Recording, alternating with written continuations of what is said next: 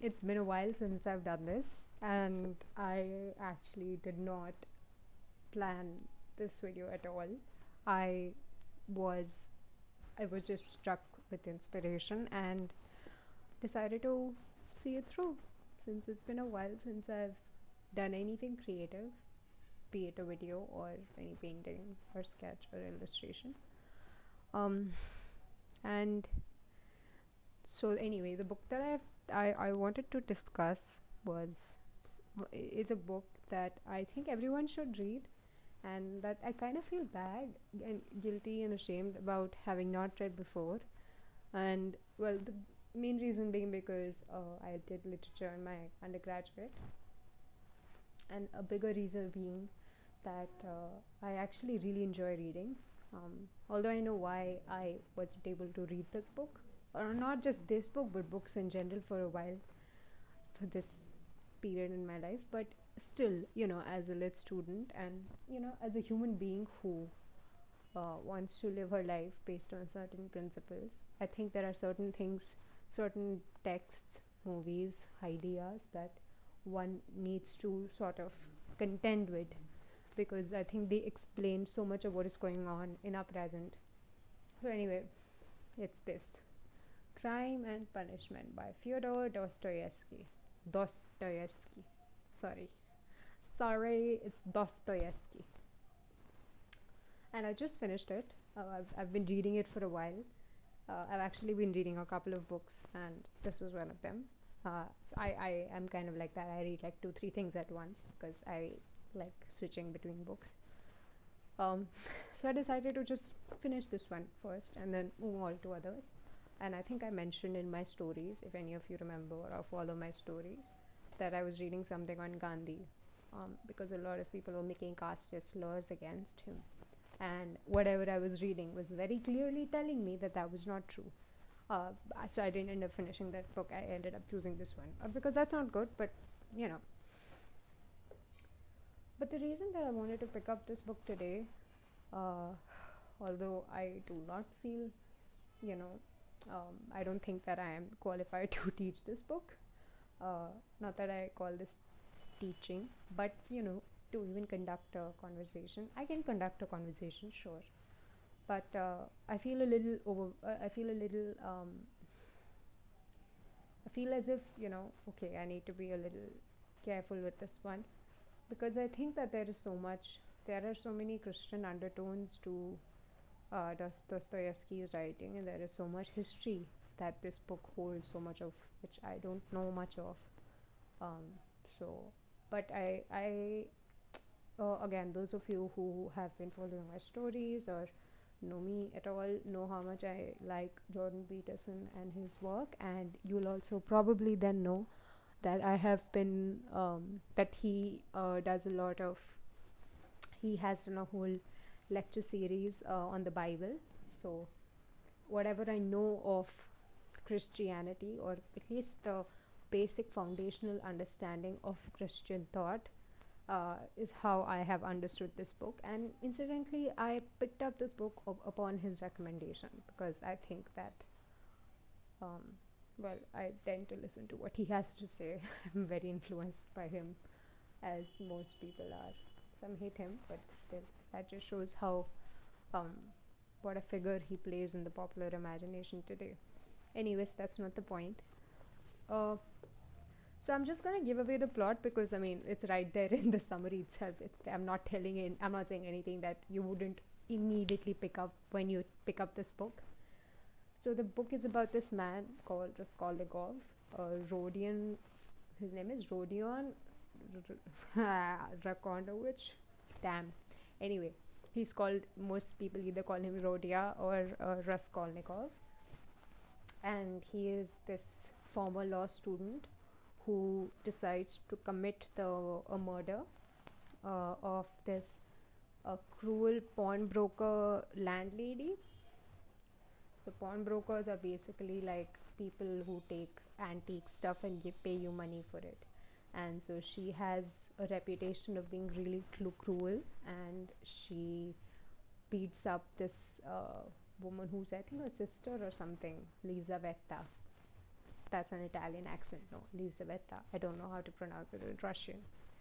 So he doesn't. So what happens is that he conceives the idea of this murder as being uh, a dignified act, as not a dignified act but a righteous act, because he believes that if I kill this one bad woman, I will be saving the world from her cruelties.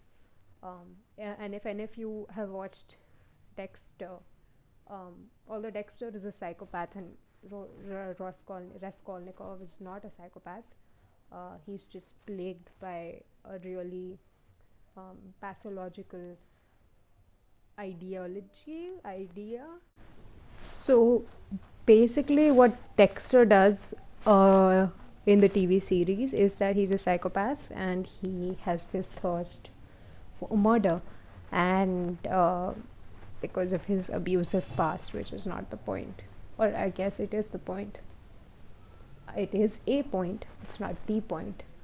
The point is that the connection I'm trying to make is that he justifies his thirst, or he channelizes his need to kill by choosing those men who escape the rule, who escape the law, and so he can justify the righteousness of his of his kill. So Raskolnikov basically does something similar. The difference, however, being very, very significant between these two characters, which I think I probably am mentioning too early, because I think it's something a point I should be making later. But since I have mentioned Dexter, I don't want to create a complete correlation between the two characters. So the one major way in which Dexter is different from Raskolnikov in this book is that Dexter knows that he is a depraved man. However, Raskolnikov is a little delirious. Like, at times he knows he is depraved and sick, but largely you will see him continually believing that he is extraordinary, that what he did is something that most men would not dare to do. So he sees himself as some kind of he it's the idea of the will, it's the idea of and I think this is something those of you who watch Peterson would understand even better, because Peterson talks about it in terms of when he's talking about nihilism in his lectures, or when he's discussing totalitarian regimes. Basically, what he's talking about, the way he takes a psychological, he explains it through the psychological phenomenon of, So basically, he says that the way these men carried out these atrocities, because a decent man would sicken his conscience. Your conscience wouldn't go scot-free if you kill even one person.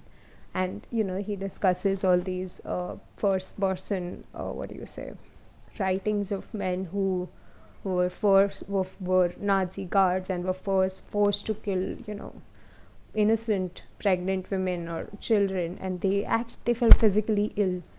But people like Stalin or Hitler, the only way in which they were able to continue doing what they were doing and be able to sleep peacefully at night, although they never did, but let's say for argument's sake that they were able to justify their work, was because they genuinely believed that they were doing God's work, that they were purifying the race, or the way Hitler conceived it, or in Stalin's case like giving the poor what they deserved and taking away the money that these rich people had hoarded.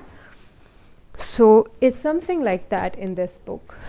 And in fact, I wanted to read a conversation between Raskolnikov and this man called Porphyry. How do you pronounce this? Anyway, the point is that Porphyry, he is a lawyer who has been assigned to this case of Raskolnikov's murder, but nobody yet knows that Raskolnikov is the murderer. However, this guy has his suspicions. He's a very intelligent man. And again, he deduces Raskolnikov's guilt through pure psychology, you know. So the conversation between them is very interesting because here this scene is when Raskolnikov starts to understand that maybe this man knows what I did, because nobody else has been able to guess that yet. So Porphyry basically mentions this article that Raskolnikov wrote when he was in school that got published in some magazine, where he conceives this idea of those men who dare to dream of a world different from the one that the present world, and how they are first perceived as criminals until their greatness is recognized, and they are then crowned as kings. So that's the gist of the article. So that's the way. It's important for me to mention it because that's the way Raskolnikov sees himself, as I said before. Basically, so this is the conversation between the two characters. So Porphyry mentions this. He says,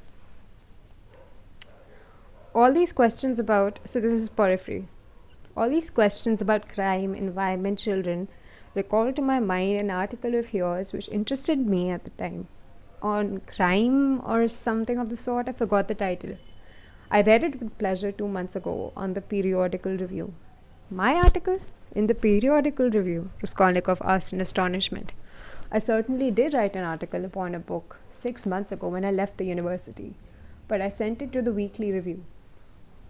But it came out in the Periodical, says Porphyry. And the Weekly Review ceased to exist, so that's why it wasn't printed at the time. That's true, but when it ceased to exist, the Weekly Review was amalgamated with the Periodical, and so your article appeared 2 months ago. Didn't you know? Raskolnikov had not known.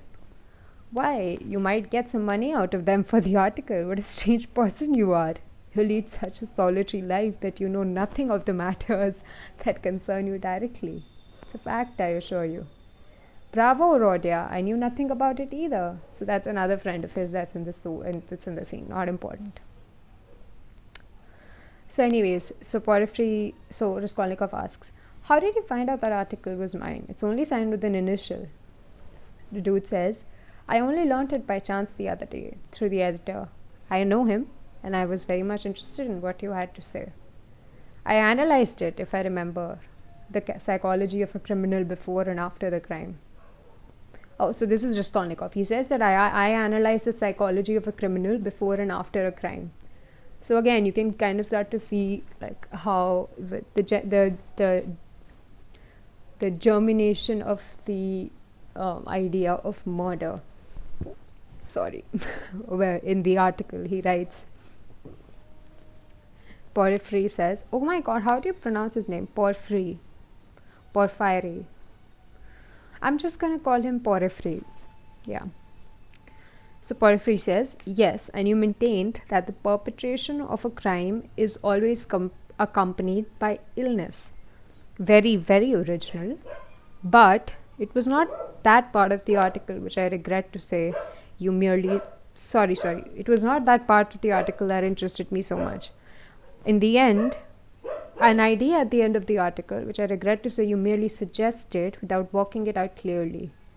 There is, if you recollect, a suggestion that there are certain persons who can, that is not precisely are able to, but who can and have the perfect right to commit breaches of morality and crimes, and that the law is not for them. Raskolnikov smiled at the exaggerated and intentional distortion of his idea. What? What do you mean, a right to crime? Not because of the influence of environment. So this is the second trend I was mentioning. Ignore his, I'm sorry, I shouldn't even have read that. So anyway, Porphyry answers, no, it's not because of the environment. In his article, all men are divided into ordinary and extraordinary. Ordinary men have to live in submission, have no right to transgress the law, because don't you see, they're ordinary. But extraordinary men have a right to commit any crime and to transgress the law in any way, just because they're extraordinary. That was your idea, wasn't it, if I'm not mistaken? And Raskolnikov smiled again. He saw the point at once and knew where they wanted to drive him. He decided to take up the challenge. So Raskolnikov explained his idea. He says, "That wasn't quite my contention," he began simply and modestly. "Yes, I admit that you have stated it almost correctly, perhaps if you like, perfectly so. The only difference is that I don't contend that extraordinary people are always bound to commit breaches of morals, as you call it. In fact, I doubt whether such an argument could be published. I simply hinted that an extraordinary man has the right, and that is not an official right, but an inner right that he's alluding to his conscience, or conscience in general, to decide in his own conscience." Oh well, he mentions it. "An inner right to decide in his own conscience to overstep certain obstacles, and only in the case is it when it's essential for the practical fulfillment of his idea." So he basically says that extraordinary men, because they're extraordinary, can conceive of a realm of possibility where, for the sake of achieving certain ends, which only extraordinary men can even dream of, they can commit a breach of conscience. And it is well within their right, and it is well within their duty almost, because of their position in the society. Very well.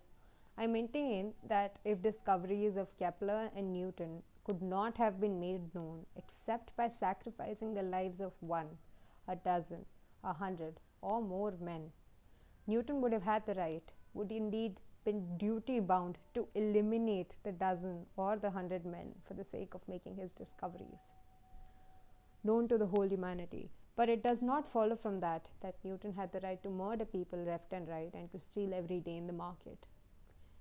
Then I remember, I maintain in my article that all, legislators and leaders of men such as Lycurgus, Solon, Muhammad, Napoleon, and so on, were all without exception criminals, from the very fact that making a new law, they transgressed the ancient one, handed down by their ancestors and held sacred by the people.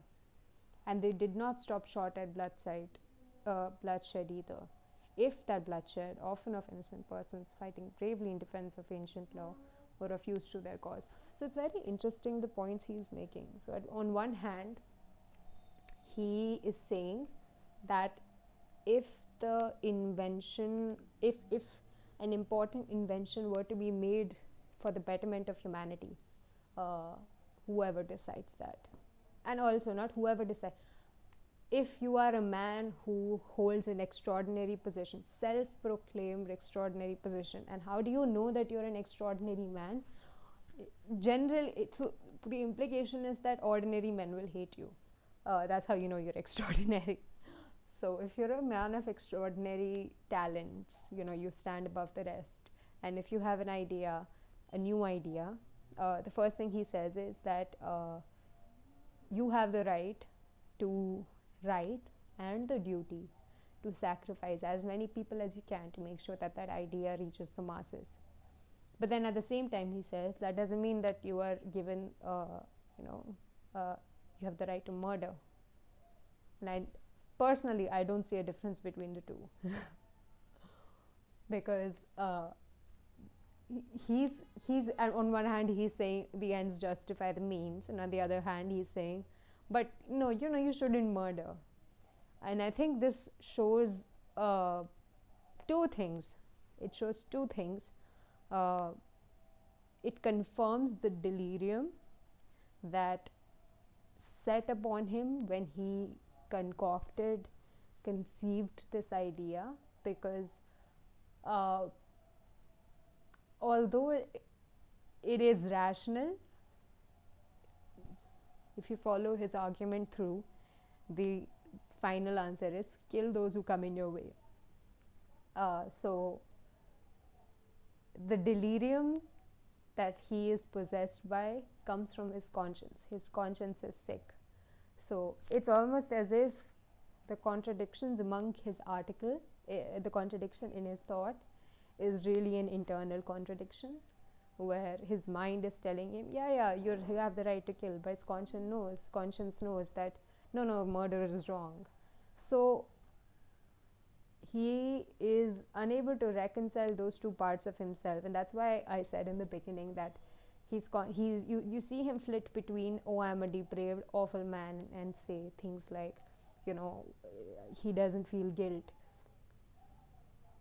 He does feel both those things. What he feels versus what he says, and what his actions signify, they're all very different. He's very maligned. He's not in alignment, because when you commit a crime like that, an act of such horrific proportions, it has consequences. And also because it wasn't spontaneous, it was he built it over some time.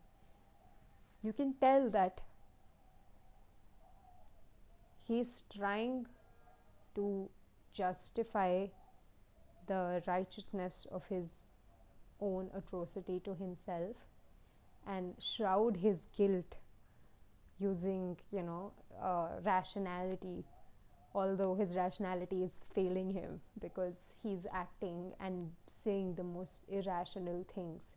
He's not able to, also in the book you will see Dostoyevsky describes him as just wandering aimlessly, after killing the pawnbroker woman and Lizaveta. What he does is, whatever money he steals, because there are two reasons behind. Okay, now I'm getting into a really complicated bit. It's not very complicated for those who've read the book, but I'm assuming that I'm talking to an audience that has primarily not read the book. So there are two reasons for him committing the crime. One is a theoretical presupposition, which he wants to test out in the world, and the second are purely circumstances. So, and the theoretical presupposition has a lot to do with his personality, the fact that he is a towering intellectual, the fact that he has, I also think of the fact that he is a lawyer in training. Lawyers are taught the loopholes in law, and we know that law does not always value ethics. The history of there's a reason people say, right, that lawyers are liars, because they know how to play the devil's advocate, and sophistry is often associated with the lawyers in, I think I read this I think it was in ancient Greece, but lawyers in ancient Greece were basically sophists. They were good at making arguments, but they weren't interested in the truth. So his training, it's very important to know the fact that there's a reason why these background details are given. So on one hand, there is his training in law, which has trained his mind to think in a certain way. On the other hand, well, there are more than one hand. So that's one reason. The second reason is his nature. He is naturally, and this is said in the book, I'm not making this up, and I will say that I'm not sure if this has been his nature always, or if this becomes his nature once he conceives of this idea, but he is known to be of impatient and nervous temperament. Also, he's known to be proud. So these kind of become his hubris,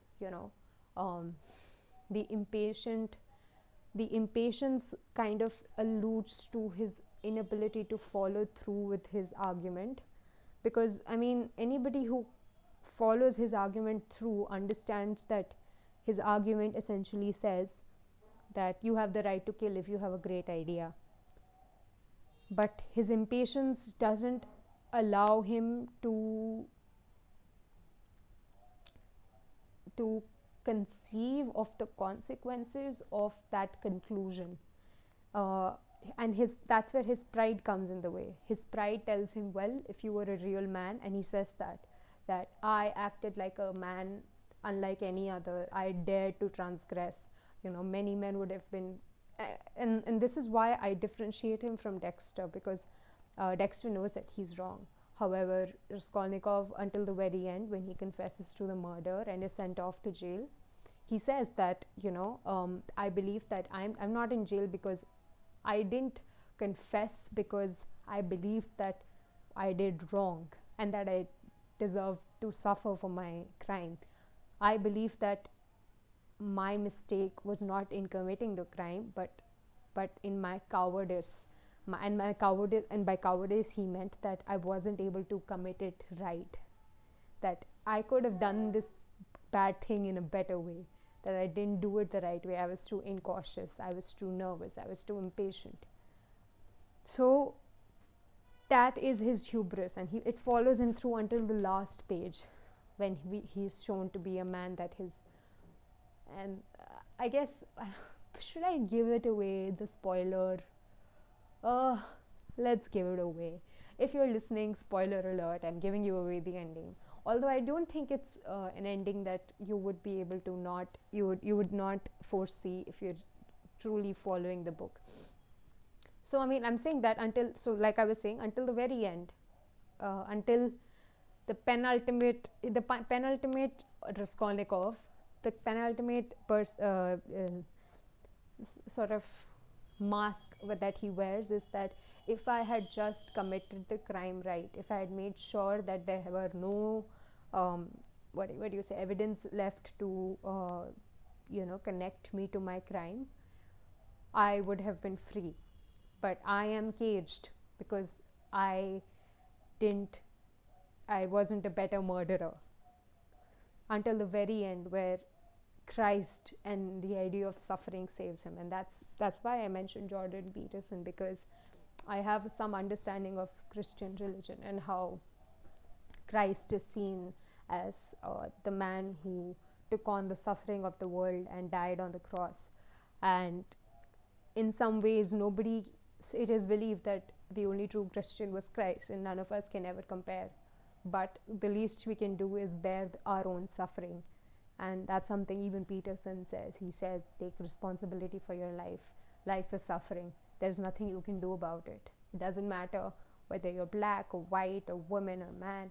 We're all going to suffer in our own ways. So until the very end, when he takes on this Christ-like suffering of his own acts of violence, that he truly feels free, even though he's still a prisoner.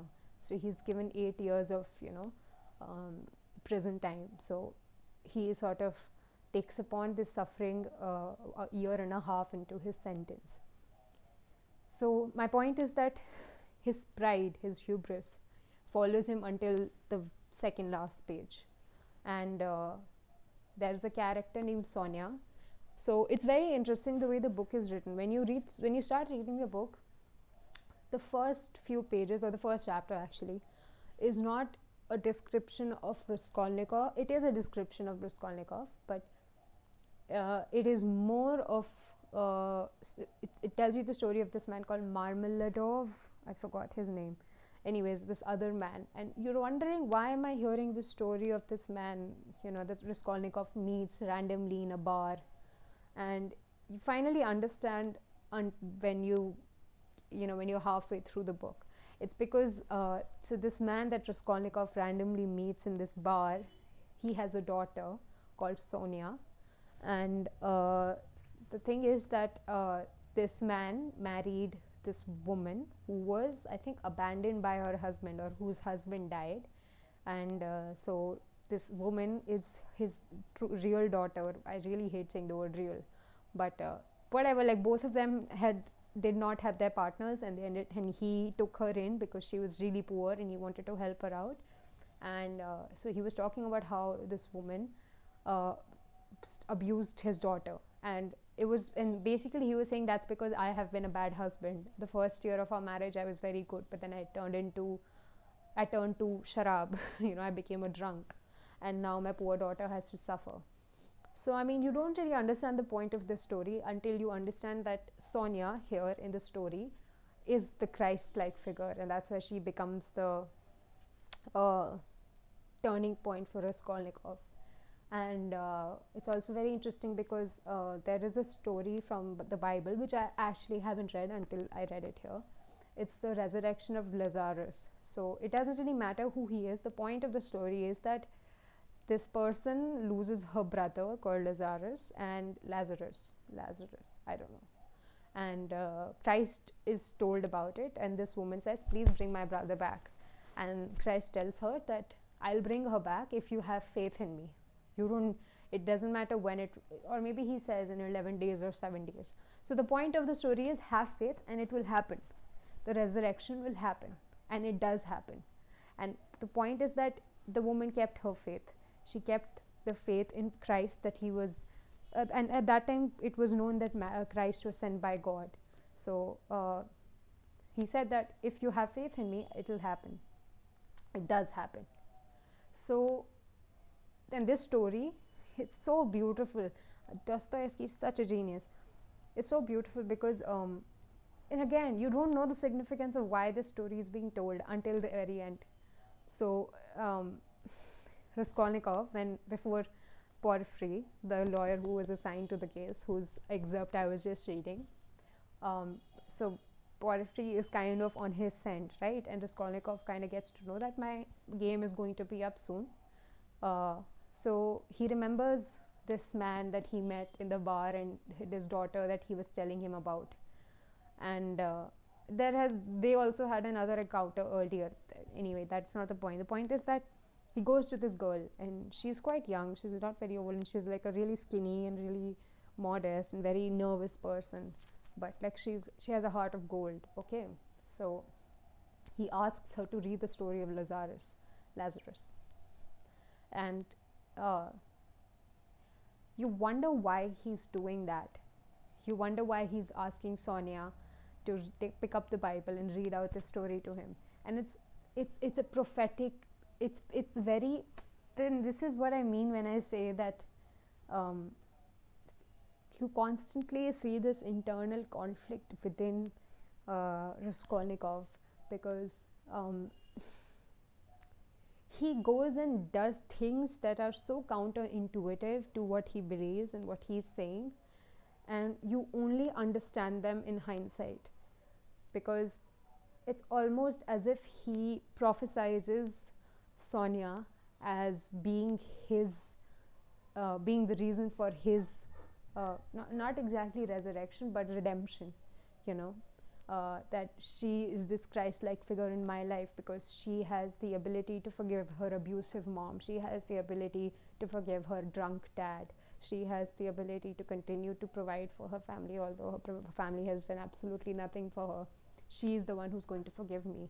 And he continues to say that I'm a horrible person for laying out my suffering to her.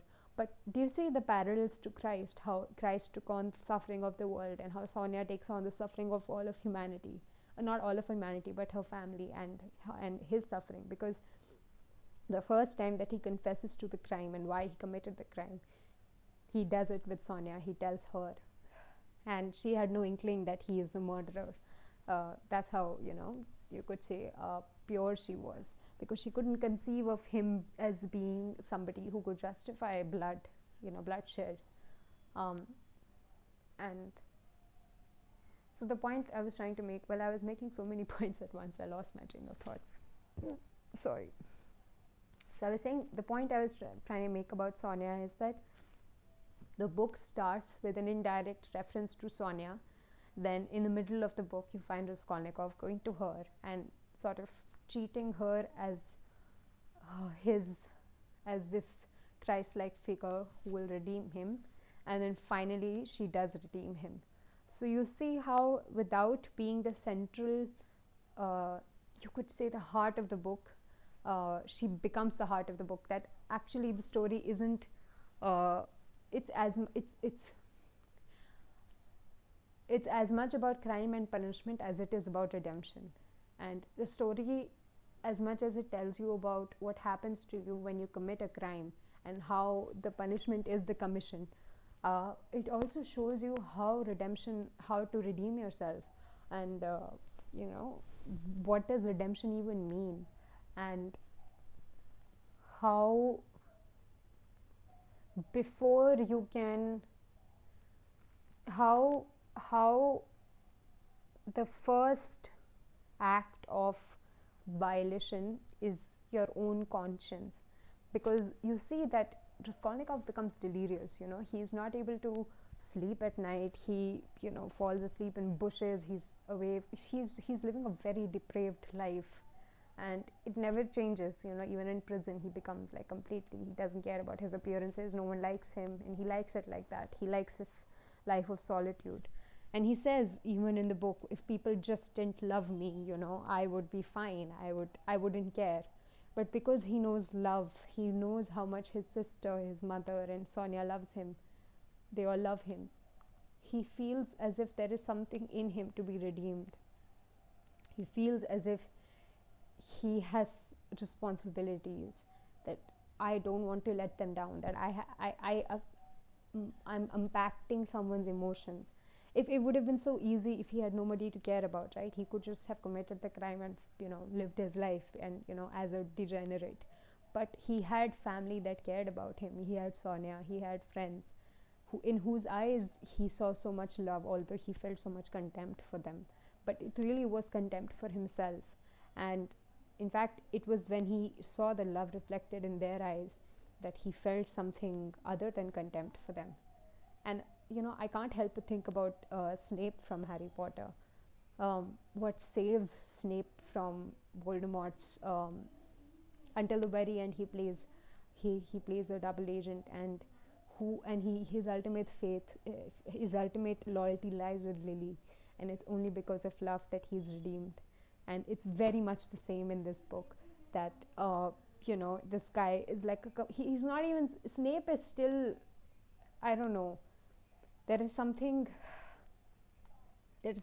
of value you could say about Snape, but there's absolutely nothing of Raskolnikov. He's just a degenerate. He's living a life in poverty, in you know, illness, in, you know, he's not taking care of himself. He's just a horrible person.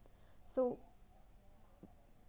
the fact that there are these really deep Christian undertones, and there is a Christ-like character, and there is the Satan-like, you know, Raskolnikov takes on this Satan. And again, going back to Jordan Peterson, not just Jordan Peterson, even Paradise Lost by John Minton, but I will mention Jordan Peterson. Well, I mean, other teachers taught me this book as well, but because he was the most recent one. The character of Satan is that of a towering intellect, much like Raskolnikov. He doesn't just say no to God, he says no to the ethical ideals of following God's path. And he says something like that the mind in itself is something like it can make a heaven of hell and hell of heaven. So that is an indication of what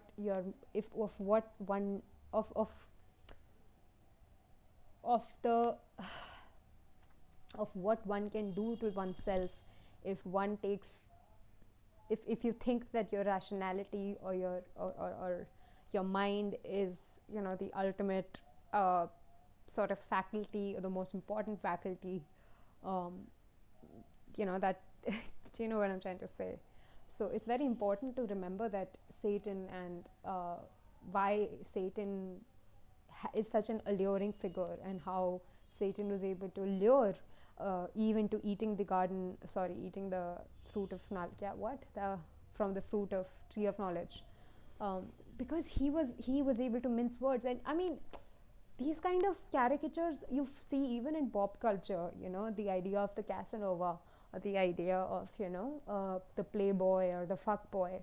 Who is that guy? He's a charming figure, you know, who dresses well, who knows how to, you know, use his words to, you know, pull women into their, you know, into his chambers, into his bed, and, you know, he knows how to use people. And the faculty that's involved in that kind of deception is the mind. It's not the heart, because if there were the heart, there would be no deception, and that's why I constantly say that Raskolnikov, you can see that there is an inner turmoil in him, because even when he feels contempt, it's not contempt for anyone else. It's really projection. It's how much he hates himself and how much he hates that people. He just cannot. He recognizes that I have nothing to live for, and I have to live. I have to deal with people. I don't want to. I hate them. Why don't I just die? And yet he can't just die, because and that also kind of alludes to my god, I'm bringing in so much here. I feel like this is going to get really confusing very quickly. But those of you who watched my Tagore videos, his book Sadhana, I don't like calling it a book, but his reflections, it's called The Realization of Life. So basically, Tagore in Sadhana says that the ultimate end, or not the ultimate end, the highest fact that life is an end in itself, death is just a part of life. And it is not to say that evil isn't real, or it isn't powerful, or it isn't, a force to be reckoned with, but that love and life, and the love for life, is far more powerful than evil ever can be. And I think that's really what Raskolnikov's conflict shows you, that his love for the love he receives from people who love him, and the fact that he can recognize it, the fact that even though he has nothing to live for, he does, and he knows that somewhere, it stops him from killing himself. And so there's another character, and that's what I'm saying, the way Dostoyevsky has like juxtaposed so many characters of so many different kinds of motivations, it's so fascinating. So there's this another character who basically wants to, basically a pedophile, and he wanted to marry Raskolnikov's sister, and he was a sick man, basically. He was a sick, he was a sick bastard, and he had a real fear for death, but he ended up killing himself, because the way Dostoevsky chalks out his life, and obviously since he isn't Raskolnikov, he isn't the main character, there's a reason he's not the main character.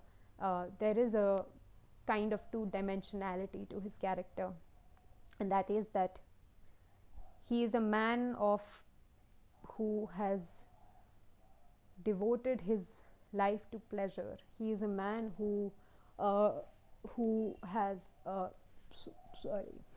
he's a man who he doesn't know true fulfillment or joy or happiness, and that's why he fears death. And that's one thing that Raskolnikov doesn't have. That's a very interesting parallel, that he doesn't fear death. He would gladly take death, but when death comes to him, and that's why when death comes to, like, as in whenever he contemplates death, he doesn't feel fear, he just feels kind of nothingness, because he recognizes that he killed a part of himself when he killed that woman. And that realization, and that's the thing with Raskolnikov, he's not a unidimensional figure, he's a really complex character. He knows, you can as you read the book, you follow this internal dialogue, and it's so complicated. It's not the same with this other character. I can never pronounce his name, so I'm just going to call him that pedophile. So the pedophile is like, he doesn't, and like I said, since there is not as much time devoted to his character development, but whatever chapters are devoted to it, one can sense that there is a trauma that drives his impulses, but they are unresolved traumas, and they're unconscious impulses, and that's why there is so much fear, there is so much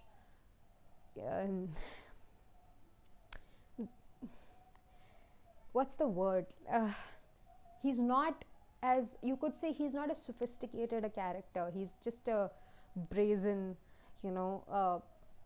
He's just not. He's not Raskolnikov, and that's why he's able to just shoot himself in the head and just not give a damn. That's something Raskolnikov just cannot do, because not only is he a towering intellect, but he has a very active conscience, which is attacking him as much as it is, attacking his this idea that he's conceived of life and of greatness. And he constantly talks about Napoleon. He says that when Napoleon was the only reason Napoleon is seen as this bad person is because he just didn't do a good job of continuing to be a dictator, basically, of being the kind of terrorist that he was. If he had basically that if okay, so there's this line, and this is a sort of this is a paraphrasing of a line in the book. I can't really find it, but it is said by the pedophile. It says that in life, every man looks out for himself, and he has the happiest life who manages to hoodwink himself best of all. So basically, that this simply means that those of us who are able to lie to ourselves are able to live the happiest lives, because we have simple conscience. We don't have to overthink what we're doing. We can shoot someone and not even think about it. And that's why I made parallels to Hitler and Stalin and all these people, because one has to assume that they had easy conscience.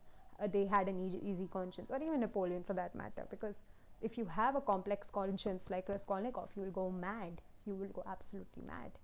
And so the point is that that's what even though this line has been said by the pedophile, that's kind of also what Raskolnikov implies, but at a larger level, in a different way. He implies that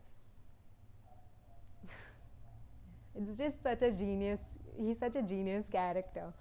Although he implies that you weren't great enough to be able to get away with mass killing, or which can also be translated as you weren't able to deceive yourself for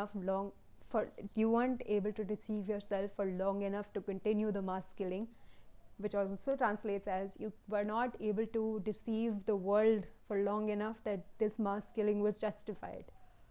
So it's this whole idea of deception being the prime factor behind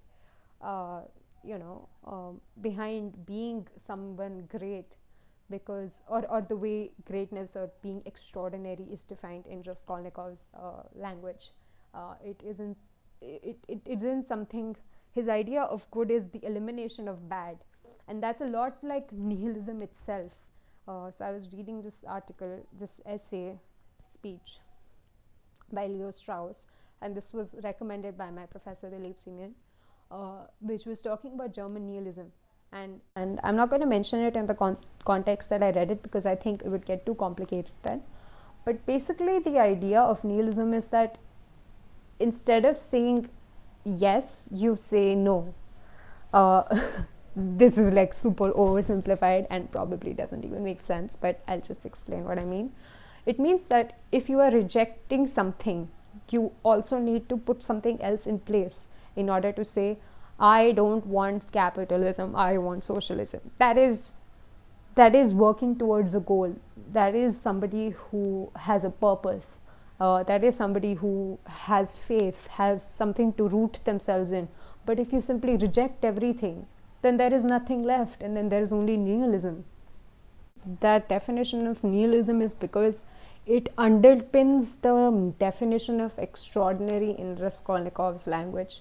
Because for him, the goodness of humanity is not something that he defines. He doesn't define goodness in a true form. He defines it as the elimination of the bad, or at least he performs that theory in such a way. He doesn't. Well, it's a difficult thing to. It's really complicated, because, like I said, Raskolnikov is a complicated character because he also does good things, but And that's why he's not a complete nihilist. In fact, he's not even a true nihilist. I would say the pedophile is the true nihilist, because he doesn't do any good for anyone except for his own benefit. But Raskolnikov does, he does do selfless deeds that give him nothing. He just does it. And one could say that it's his delirium, but then you have to question where the delirium is coming from, and it's a conflict of his conscience and his rational mind.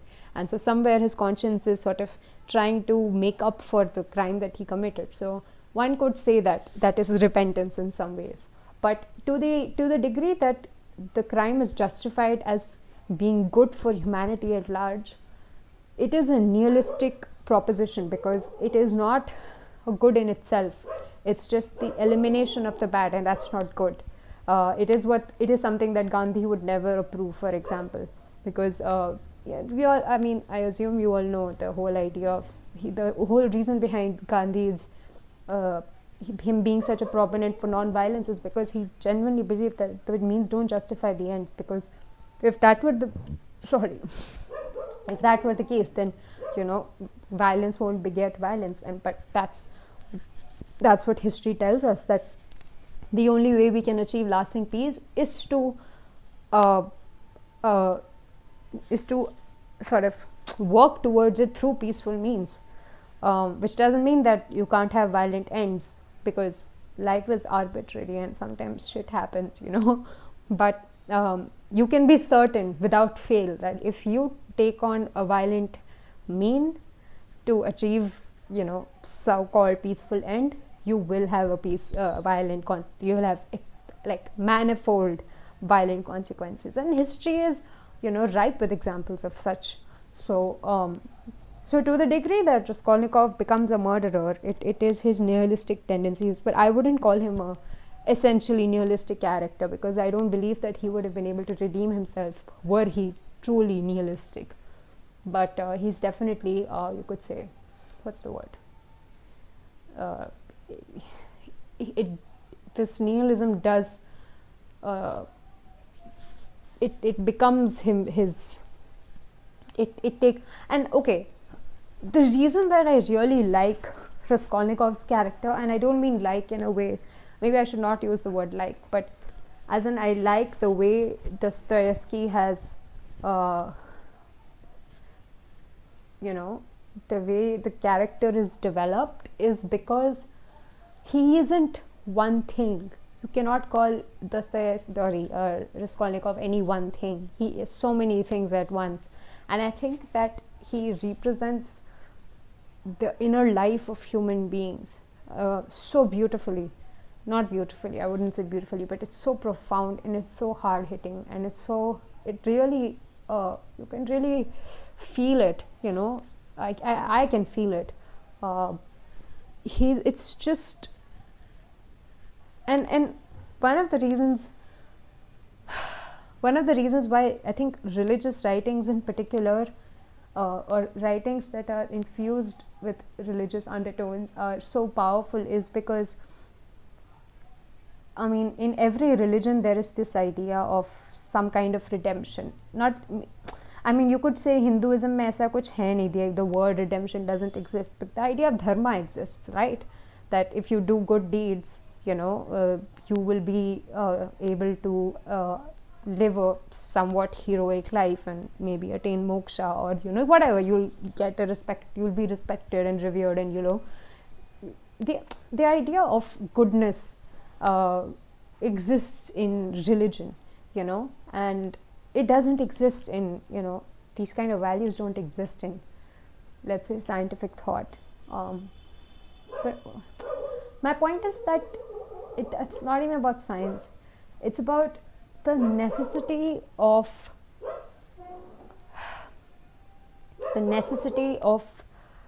religion, the necessity of understanding how religion influences our lives, even if we call ourselves atheists, even if we haven't read any of the religious texts. Because the idea of good and bad, the idea of repentance, redemption, whatever, salvation, even if it's not used in those exact terms, is very much a part of our existence. Every single day we contemplate, we have a conscience, we contemplate whether what we're doing, to some degree. If we don't, I mean, there are people who are unidimensional and who aren't developed fully, but I'm saying we have the faculty to contemplate the value of our contribution to the society, to our life, to each other's lives, and that has a direct correlation with religion, and that is why religion is such a dominant aspect of so many lives. That is why religion is historically seen to have been at the center of society. Whether it has led to violence or it has led to complete transformation, that's not the point. The point is that there is a reason why that is the case. It's because you cannot escape this. You can escape lots of things, but you can't escape this. And I think that what Dostoyevsky has been able to do so profoundly in this book is remind you that you can't, no action, that you can't get away with anything, good or bad.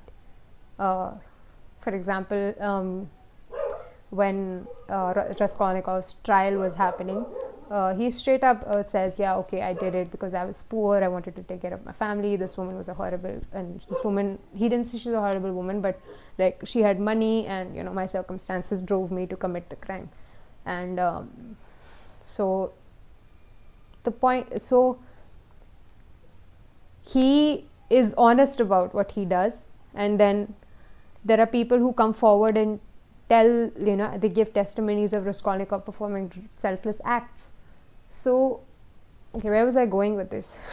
Right, I was going with the fact that Dostoevsky shows you how, that even the both the crime and the selfless nature of Raskolnikov, both of them go hand in hand, and that God and Satan, both of them sort of exist within us.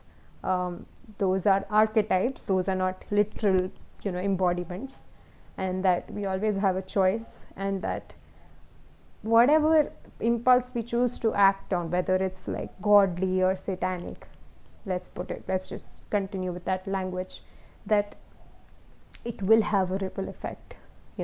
Maybe we won't, like, I the way I see it is like Raskolnikov didn't expect anyone to say anything good about him. He just expected that he'll get a jail sentence and he'll fuck off to Siberia.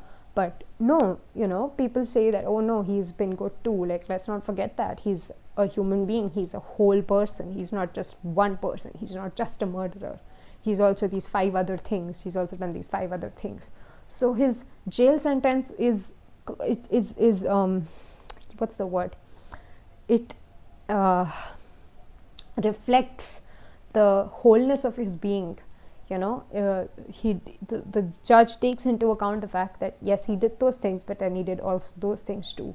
And I think that religious writings are such a good response and such a good sort of, they cut through ideological rhetoric, because what ideological rhetoric tends to do is it sort of leans on one side of the story, largely, oh, this is everything so bad, let's destroy everything.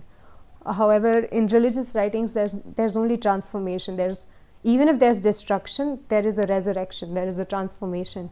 There's a phoenix-like element to religious writings, which just does not occur in, I mean, it is, the promised utopia does exist, but the problem is that the story is told in a very different way. The story is never a whole story. The story is always one-sided, and the solution is also very one-sided. Do you know what I'm trying to get at? I'm probably not doing a very good job of explaining myself, but the point I want to make is that religious writings are far more powerful for one simple reason. It's because they lay out the drama of human life in a far more complex way than ideological rhetoric ever can. Where, in feminism you'll read, women have been oppressed for ages, and some women will be like, well, I don't feel oppressed, sorry, I feel very privileged. And then they'd be like, oh, because you're a Brahminical, woman, you have been oppressing other people, that's why you don't feel it. And then she'd be like, okay, thank you for telling me about my life without even knowing me, woman. So, that's something that doesn't happen in religion, because there is no, there is something essential that Dostoyevsky and, people who take on this religious undertones, that they are able to hit, which is so much more important and lasts far longer than an ideology ever would. And that is the essence of a human being, and the essence of a human being is so complex. It's constantly that, this conflict between order and chaos, good and evil, all of that. And you really see that in Raskolnikov if you, read him. And I mean, what I have said of Crime and Punishment, there is so much more to be said, but I think that's all I want to say right now. Yeah, it's a real journey. This book, it's not just a book. It's a journey. It's a journey through the human psyche. What a human being really is. And although most of us won't be able to relate to him because he's a murderer, I'm sure we can understand the conflict that he faces in trying to justify something that he knows is wrong, but that he can rationally explain, And that's why I brought in John Milton and Satan and that whole idea, because, rationality, it's quite it's a powerful force. It can really it can convince you of it. It attributes values to acts that are so obviously reprehensible, but because they can be rationalized, they must be right or true. And that's not how life works. That's not how your conscience works. Oh, anyway, I think I'm starting to feel like I'm not making sense anymore, and I'm kind of rambling. So I'm gonna end this here. I hope you enjoyed, or at least were able to follow what I was trying to say. And I'm so sorry for all the spoilers. And I was actually planning on reading from the book, but I ended up just narrating it. So this is my copy of Crime and Punishment. I initially started reading it on PDF form, but I wanted to get the physical book, and I'm glad I did that. So I really recommend it. And yeah, start early, man. Don't wait until you're 23 to read such a great book. Yeah, that's all I have to say. Bye.